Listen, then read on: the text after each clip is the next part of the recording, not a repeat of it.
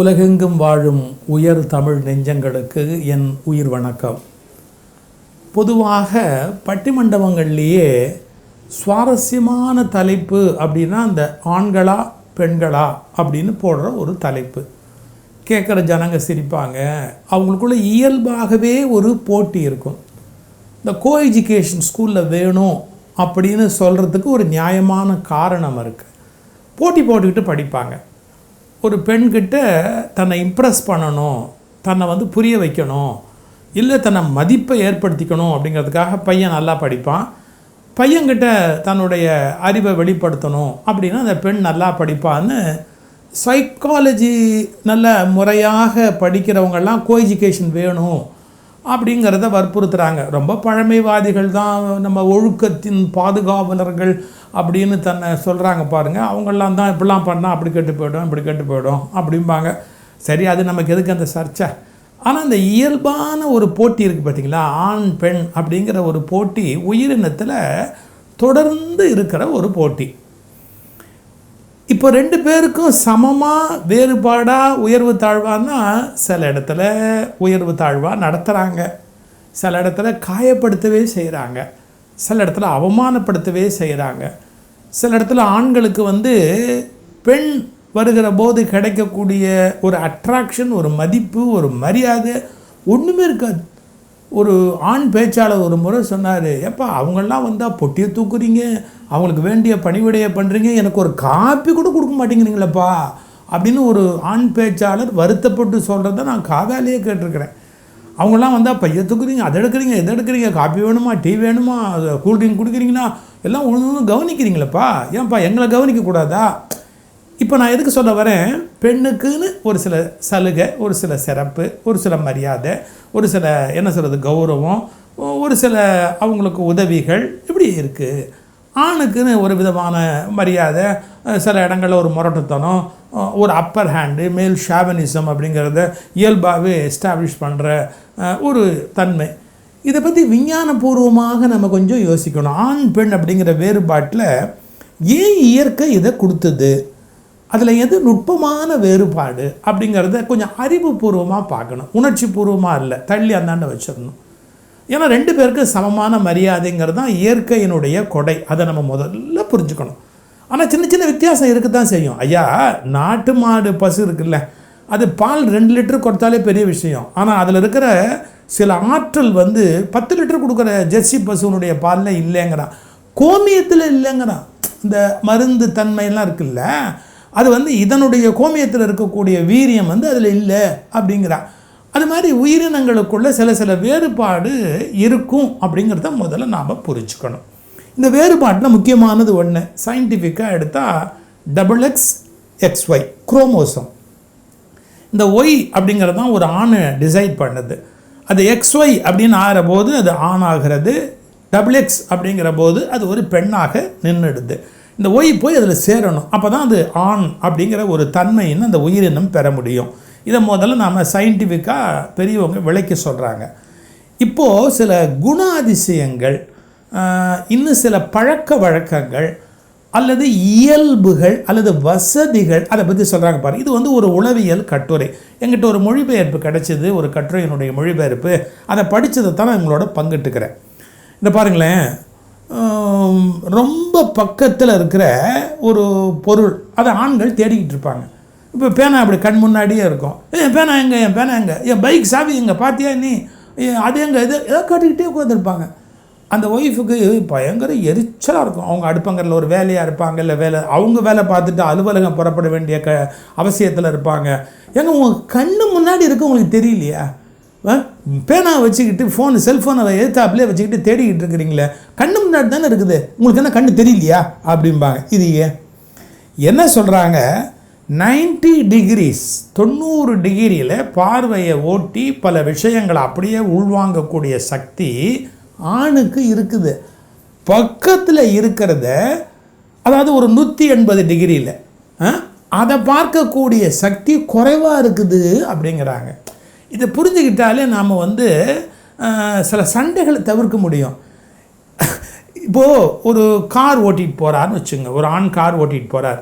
ஸ்ட்ரெயிட்டாக கண் பார்த்துக்கிட்டு போகும்போது ரொம்ப தொலைவில் இருக்கிற ஒருவர் அவருடைய பிஹேவியர், அவர் எப்படி இடது பக்கம் போவாரா, வலது பக்கம் போவாரா, குறுக்க ஏதாவது வருமா, இதை பார்த்து டிசைட் பண்ணக்கூடிய ஆற்றல் அந்த 90 டிகிரி நேராக பார்க்குற தன்மையினால் ஆணுக்கு அது ஒரு சிறப்புங்கிறாங்க. பெண்கள் நல்லா ட்ரைவ் பண்ணுவாங்க, அதில் ஒன்றும் சந்தேகமே கிடையாது. இருந்தாலும் இவங்க டிரைவிங்கை விட அவங்களுடைய டிரைவிங்கில் கூடுதலான ஒரு சிறப்பு அமைந்திருக்கிறது அப்படின்னு ஒரு ஆய்வில் கண்டுபிடிக்கிறாங்க. சேஃப்டி, ஆக்சிடெண்ட்டு, கன்ஃபியூஷன் இல்லாத டிரைவிங் அப்படின்னு வரும்போது ஆண்களுடைய டிரைவிங் அப்படிங்கிறது கொண்டாடப்படுது. பெண்களுடைய டிரைவிங் அப்படிங்கிறது அவங்களுக்கு எப்படின்னா பக்கத்தில் இருக்கிற பல விஷயங்கள் அதை பற்றிய முடிவெடுக்க முடியும். தொலைவில் நேர்கோணத்தில் பார்த்து முடிவெடுப்பது அப்படிங்கிறதுல அவர்களுக்கு அது குறைவாக இருக்குது. இது எனக்கு ஆண்கள் வேண்டியவர்களா பெண்கள் வேண்டியவர்களான்னு போட்டு என்ன பிச்சு பிடுங்கக்கூடாது. இது ஒரு உளவியல் நூலுடைய மொழிபெயர்ப்பு கட்டுரை எனக்கு கிடைச்சிது.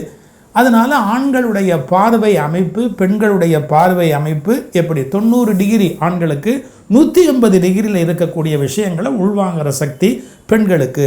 இதில் சில அட்வான்டேஜ், அதில் சில அட்வான்டேஜ், இதில் சில டிஸ்அட்வான்டேஜ், அதில் சில டிஸ்அட்வான்டேஜ். இதை நம்ம முதல்ல புரிஞ்சுக்கணும்.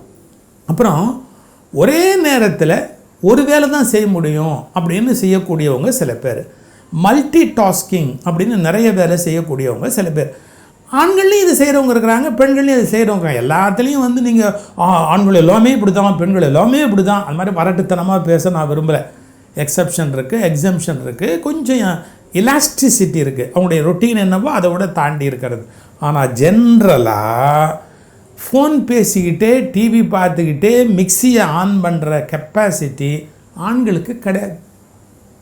அதாவது multi tasking at a time TV பார்த்து டிவியில் வர்ற டயலாகையும் கிராஸ் பண்ணிக்கிட்டு சீனையும் பார்த்து அழுதுகிட்டு மிக்சியை போட்டு பட்டனை போட்டு அதுக்கு மேலே மூடி அதை கரெக்டாக மிக்சியை அரைச்சிக்கிட்டு அப்படியே தோள்பட்டையில் அந்த செல்ஃபோனையும் வச்சுக்கிட்டு அதில் ஒருத்தரோடையும் பேசி டிவி டயலாகையும் விடாமல் டிவி இந்த டெலிஃபோனையும் விடாமல் மிக்சியையும் கரெக்டாக, இது பெண்களால் முடியும். Multi tasking. துர்கைன்னு நம்ம 18 கையோடு சொல்கிறோம் பார்த்தீங்களா, அவங்களுக்கு அந்த மூளையினுடைய திறமையே அட் அ டைம் ஒரு 7-8 வேலையை செய்யலாம்னா அவங்களால செய்ய முடியுது. ஆண்களுக்கு எப்படி அப்படின்னு நீங்கள் கேட்டிங்கன்னா சிங்கிள் டாஸ்க். இப்போ ஒரு விஷயத்தை கொடுத்தீங்கன்னா அதை அப்படியே கவனமாக செய்கிறது. இப்போது டெலிஃபோன் பேசிக்கிட்டே டெலிவிஷன் பாரு அப்படின்னா ஏதாவது ஒன்று கொட்ட விட்டுருவாங்க. டெலிஃபோன் பேசிக்கிட்டு டெலிவிஷன் பாரு அப்படின்னா ஒன்று டெலிவிஷனில் சீனோ வசனமோ போயிடும், இல்லை டெலிஃபோனில் ஏதாவது ஒரு என்ன சொன்ன திருப்பி சொல்லு அப்படிம்பாங்க. இதுக்கு யாரையும் நோகக்கூடாது. அவங்களால அப்படித்தான் நடந்துக்க முடியுது, இவங்களால இப்படித்தான் நடந்துக்க முடியுது. இதில் உயர்வு தாழ்வெல்லாம் கிடையாது. 2 வகையில் இயற்கை கொடுத்துருக்கிறது அப்படி. இப்போ 3ஆவதாக ஒரு குற்றச்சாட்டு சொல்லுவோம். துணிக்கடைக்கு போனால் ஆம்பளைங்க பட்டுன்னு போயிட்டு பட்டுன்னு திரும்பி வர்றாங்க அப்படின்றான். பட்டு இல்லை நான் சொல்கிறது, பட்டுன்னு போனால் ஒரு விஷயத்தை டக்குன்னு செலக்ட் பண்ணிட்டு திரும்பி வந்துடுறாங்க அப்படின்னு. சார் ஒரு ஆச்சரியம் சொல்கிறாங்க சார். பெண்களுடைய கண்களுடைய அமைப்பில் எப்படின்னா நிறத்தில் துல்லிய வேறுபாடுகள் அவங்களுக்கு தெரியுமா. கருநீலம், பச்சை நீலம், நீலம், இது இயல்பிலேயே அவங்க கண்களுக்கு அந்த துல்லியமான ஒரு வேறுபாடு இருக்குது. பார்த்திங்கன்னா உபநிறங்கள்ங்கிறாங்களே நிறத்தில், உபநிறங்கள் அப்படிங்கிறது அவங்களுக்கு இயல்பாகவே தெரிகிற வாய்ப்பு உண்டு. அப்புறம் எப்படி முடிவெடுப்பாங்க, இதை விட இது இன்னும் கொஞ்சம் பச்சையாக இருக்குது, இதை விட இது கொஞ்சம் டார்க்காக இருக்குது அப்படிம்பாங்க.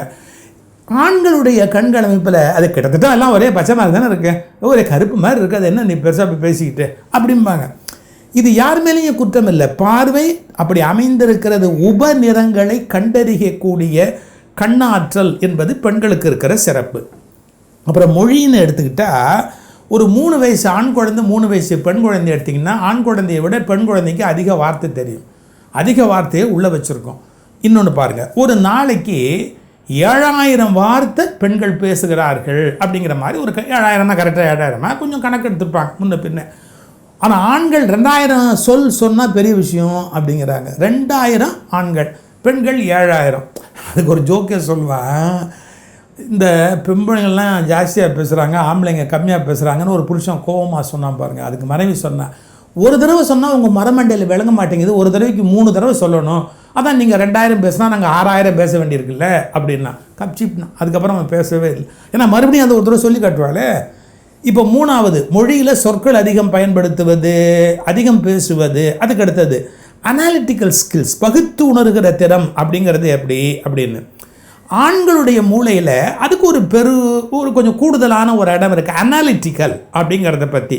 இப்போ பாருங்களேன், ஒரு தீர்மானத்துக்கு வரணும் அப்படின்னா 1 2 3 4 5 அப்படின்னு கால்குலேஷன் போட்டு, அதனால் இதுதான் நம்ம வீடு கட்ட போகிறோம், 8 லட்சத்துக்குள்ளே கட்ட போகிறோம், இதான் பண்ண போகிறோம், இந்த மாதிரி வேகமாக முடிவுக்கு ஆண்களால் வர முடியுமா? பெண்களுக்கு அப்படி இல்லை. எப்படின்னா அவங்க சொல்கிற தீர்மானத்தையே அவங்களால டக்குன்னு உள்வாங்க முடியாது. அவங்களுடைய மூளை கொடுக்குற சிக்னல் இருக்குது பாருங்கள், அதனுடைய அமைப்பு எப்படின்னா அதை கொஞ்சம் அகலப்படுத்தி புரிந்து கொள்வது. அதாவது கணிப்புகளை நேரடியாக உள்வாங்குவது அல்ல, அந்த கணிப்பு பற்றிய நிறைய அபிப்பிராயங்களோடு அதை உள்வாங்குவது. அதனால தான் டிரைவிங்கில் கூட வருகிற எதிர்வாகனத்தினுடைய வேகம், குறுக்க வர்ற ஒருத்தனுடைய ஸ்பீடு, இதை ஆண் கணக்கு பண்ணுற வேகத்தில் பெண்ணால் கணக்கு பண்ண முடியாது அப்படிங்கிற ஒரு கணக்கு சொல்கிறாங்க. எல்லாத்த விட ரொம்ப முக்கியமான விஷயம், தெரிஞ்சுக்க வேண்டிய விஷயம், பாடி லாங்குவேஜ் அப்படின்னு ஒன்று சொல்கிறான் பார்த்தீங்களா, உடல் மொழி. பெண்கள் அதை படித்து வச்சுருக்கிற மாதிரி ஆண்களால் கற்றுக்க முடியாது அப்படிங்கிறா. இன்னும் பச்சையாக சொல்லட்டுமா, ரகசியமாக சொல்லட்டுமா, ஆம்பளை பொய் சொன்னால் பொம்பளை உடனே கண்டுபிடிச்சிருவாங்களாம். ஆனால் பெண்கள் பொய் சொன்னால் ஆண்களால் கண்டுபிடிக்க முடியாது அப்படின்றா உளவியல்ல. ஏன்னா அவங்க பயன்படுத்துகிற அந்த பாடி லாங்குவேஜ் அதை எப்படி பிரிக்கிறான் பாருங்கள். 70% முகமொழி, 20% உடல் மொழி, 10% வாய்மொழி. இதை பிரித்து உணரக்கூடிய தன்மை பெண்கள் பேசும்போது பெற்றிருக்கிறார்கள். அதனால் இவன் சொல்கிறதுல எந்த அளவுக்கு உண்மை, இந்த போய் எங்கே ட்ராமா நடத்துகிறான், எங்கே போய் சொல்கிறான், இது அவ்வளவும் கண்டுபிடிக்கக்கூடிய ஆற்றல் அவர்களுக்கு கூடுதலாக அமைந்திருக்கிறது. டெசிஷன் மேக்கிங்னு வரும்போது தனியாக இருந்து முடிவு எடுக்கணும் அப்படின்னு ஆண்கள் நினைக்கிறாங்களாம்.